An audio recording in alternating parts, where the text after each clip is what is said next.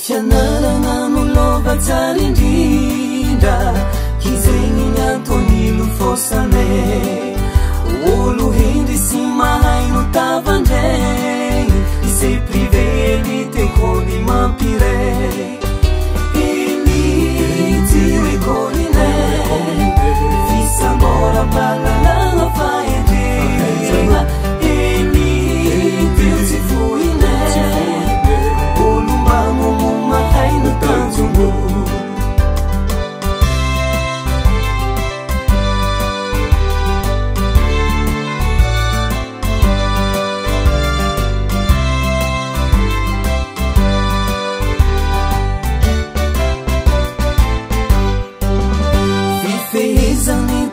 si matutra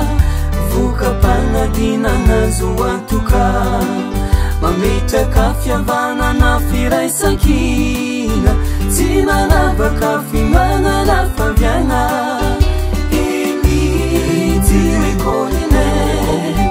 fisambora malalagna fahendrena elity tsy foinay olo mamomo mahay no tanjongo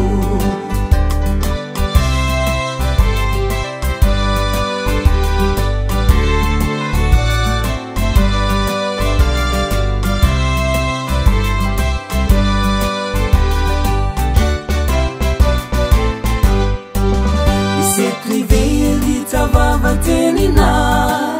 mitaizanay mba olombanona oandakina nititanin-drazana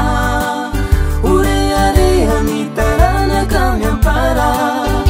elity écolinay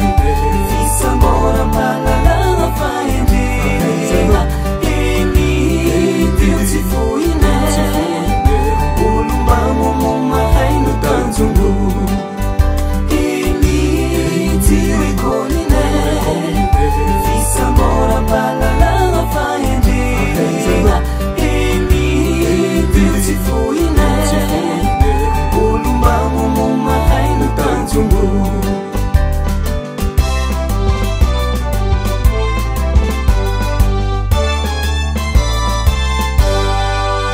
Élite, la lumière de la vie.